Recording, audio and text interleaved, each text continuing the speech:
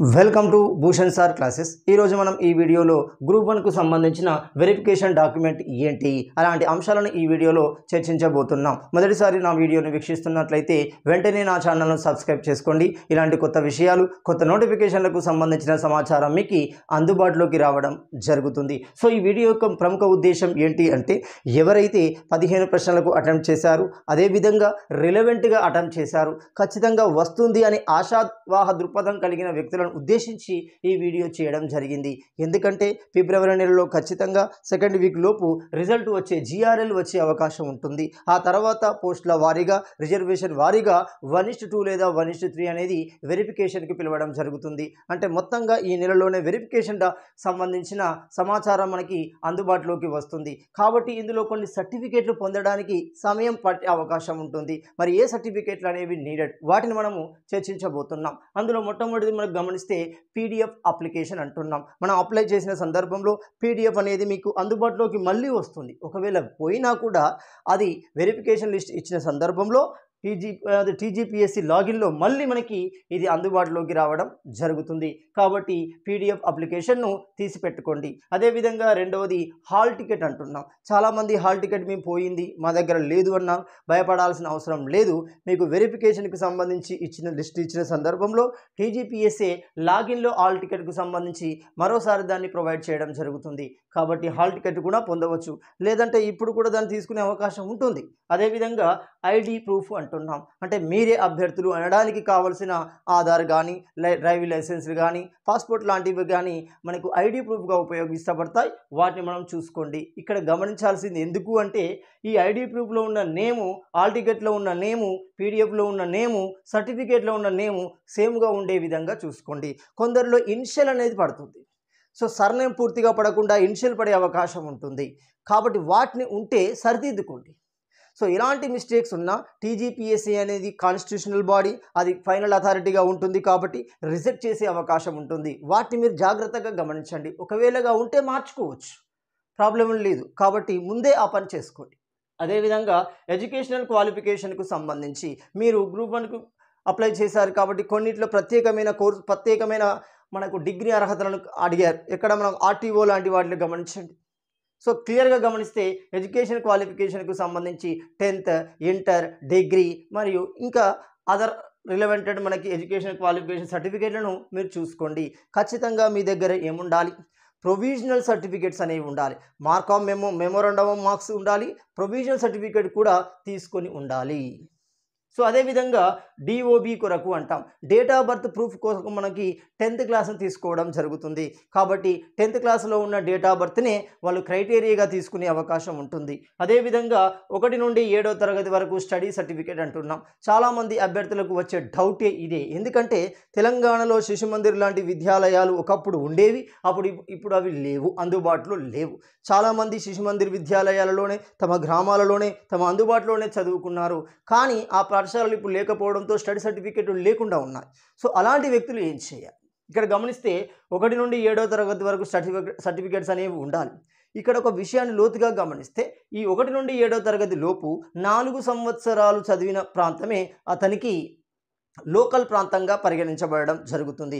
కానీ వెరిఫికేషన్ సందర్భంలో 1 నుండి 7వ తరగతి వరకు సర్టిఫికేట్లు అడుగుతున్నారు. బాగా గమనించండి. అదేవిధంగా ఒకవేళ స్టడీ సర్టిఫికేట్ లేకపోతే ఇక్కడ సర్టిఫికేట్ ఆఫ్ రెసిడెన్సీ అనేది తీసుకోవాలి. ఇది చాలామంది పొరపడే అంశం ఏంటి? రెసిడెన్సీ సర్టిఫికేట్ వేరు, ఈ సర్టిఫికేట్ ఆఫ్ రెసిడెన్సీ సర్టిఫికేట్ వేరు. అందులో మీకు క్లియర్గా 7 కాలమ్స్ బాక్స్తో కూడుకొని ఉంటాయి.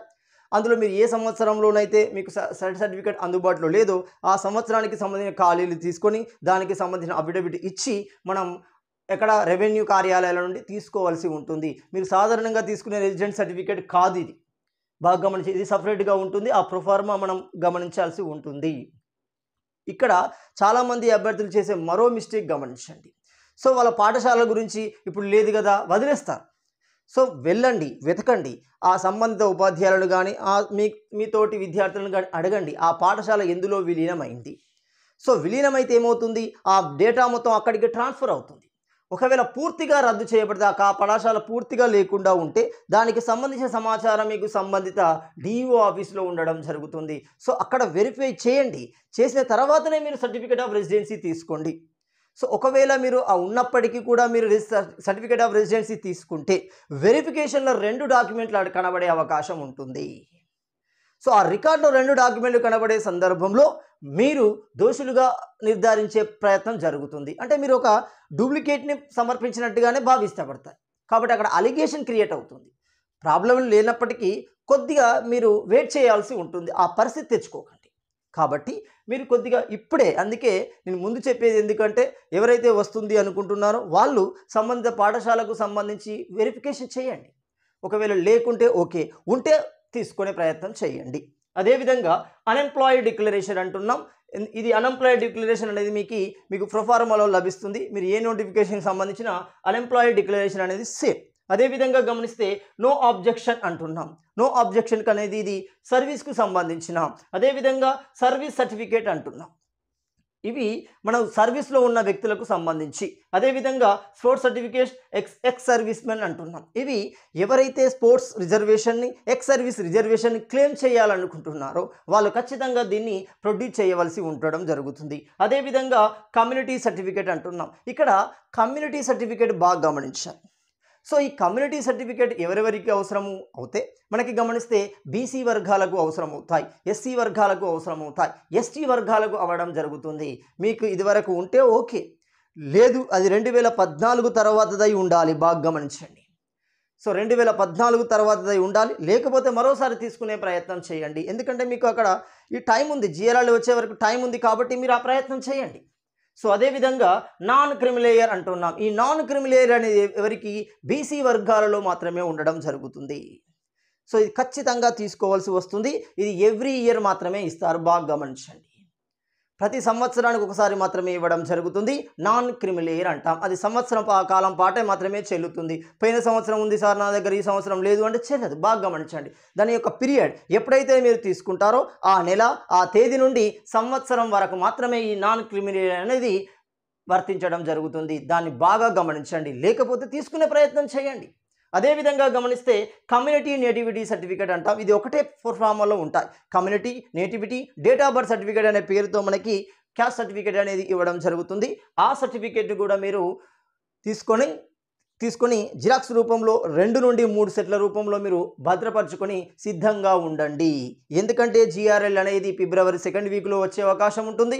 ఆ తర్వాత వచ్చేది 1:2 లేదా 1:3 అనేది వెరిఫికేషన్ జాబితా అనేది రావడానికి సిద్ధంగా ఉంటుంది. అంటే మొత్తంగా గమనిస్తే గ్రూప్ 1 ప్రక్రియ వెరిఫికేషన్ అనేది మనకు ఫిబ్రవరిలో దానికి సంబంధించిన నోటిఫికేషన్, దానికి సంబంధించిన సమాచారం మనకి అందుబాటులోకి వస్తుంది. సో చివరగా చిన్న announcement. Bhushan sir classes app నందు టార్గెట్ గ్రూప్ 1 పేరుతో 100 మందితో కూడిన గ్రూప్ 1 బ్యాచ్ అనేది త్వరలో ప్రారంభం కావడం జరుగుతుంది. మీరు యాప్ స్టోర్లోకి వెళ్ళి భూషణ్ సార్ క్లాసెస్ యాప్ని డౌన్లోడ్ చేసుకోగలరు. Thank you.